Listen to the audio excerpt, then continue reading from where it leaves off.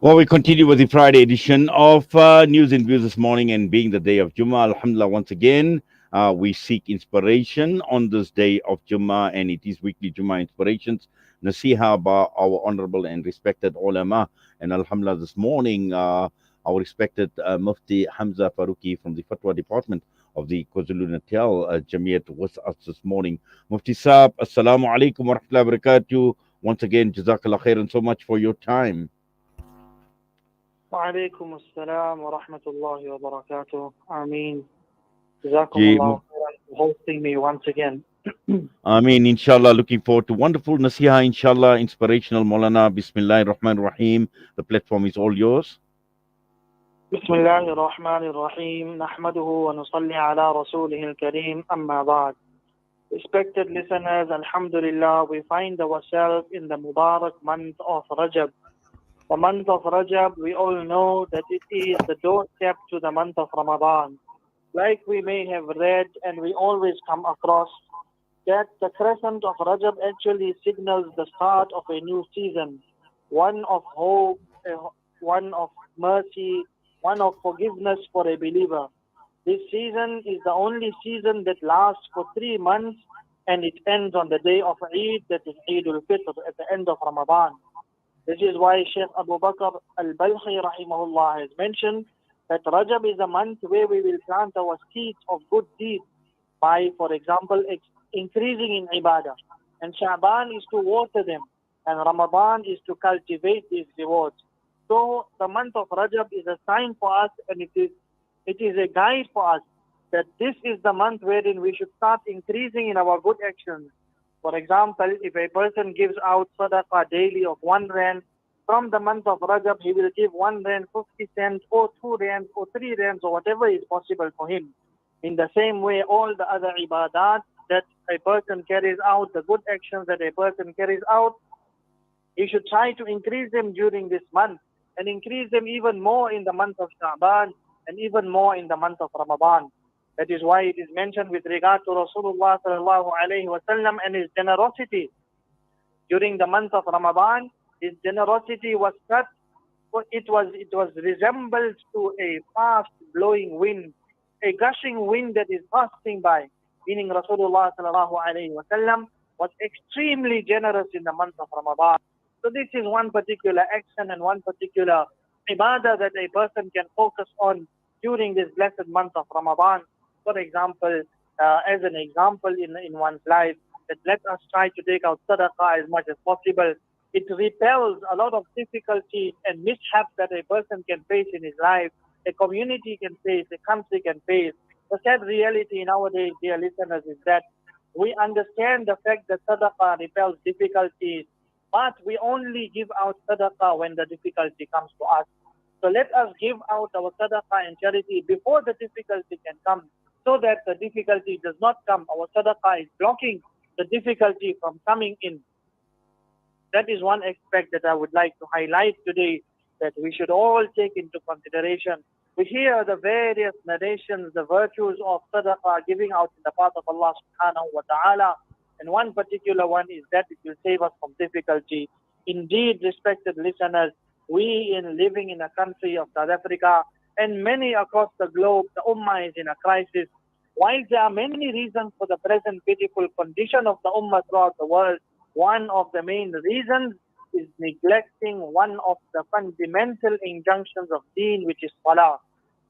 Going back to the incident of Sayyidina Musa alayhi salatu wassalam and his brother Sayyidina Harun alayhi salatu wassalam, when they were faced with difficulties in their community and Fir'aun was troubling the Bani Israel, etc. One particular verse of the Quran reminds us with regard to what should be done when there is a crisis in community. Allah subhanahu wa ta'ala is mentioned in the Quran that He gave guidance to Nabi Musa and Nabi Harun alayhi salatu wassalam. وأوحينا إلى موسى وأخيه أن تبوأ لقومكما بمصر بيوتا وجعلوا بيوتكم قبلة وأقيموا الصلاة. Allah subhanahu wa ta'ala says, we revealed to Musa alayhi salatu wasalam and his brother, that was Nabi Harun alayhi salatu wasalam, that have homes of your people in Egypt and make your homes places of worship and establish salah. So every option we get, every opportunity we get, when we are reminded of the crisis of the ummah, let us go onto the musalla, whether it is on our home, in our homes, whether it is in the masajid. Let us return to salah. If we are neglectful of salah, let us come back to the masjid. Let us perform our salah with jama'ah. And for the women folk, as soon as the time for salah comes, let us leave what we are doing and try to perform our salah timelessly. Salah is the key to Jannah. Nabi sallallahu alayhi wa sallam mentioned the narration that appears in Tirmidhi that salah is the key to Jannah. If a person wants entry into Jannah, one of the easiest ways is to be punctual on our salah. The first thing that will be questioned on the day of Qiyamah is also our salah. So therefore, the importance of salah can be understood. This month of Rajab also reminds us about salah. The incident of Mi'raj and the ascension of Nabi Kareem sallallahu alayhi wa sallam to the heavens took place in this Mubarak month. And the gift of salah was given to Nabi sallallahu alayhi wa sallam in this Mubarak month. So we are reminded that we should be extremely cautious with regard to missing out our salah, being neglectful with regard to our salah, discarding our salah. Keep the various warnings of those that will discard their salah in front of us so that we become more conscious with regard to our salah. For example, in one narration, it appears that the difference between a Muslim and a non-Muslim or a polytheist, one who commits shirk, is that that person leaves out salah. Once a person leaves out salah, is resembling a non-believer, is resembling one who ascribes partners to Allah subhanahu wa ta'ala. Such a stern warning that has been given in the hadith, that by leaving out salah, discarding salah, it will lead one to eventually becoming a non-Muslim. Or this person is like a non-Muslim. He does not worship Allah subhanahu wa ta'ala and is not following the commands of Allah subhanahu wa ta'ala. So let this month of Rajab, let this season that is the upcoming season towards Ramadan be a season where we will change our lives forever, where we will make sure that we mend our relationship with Allah subhanahu wa ta'ala.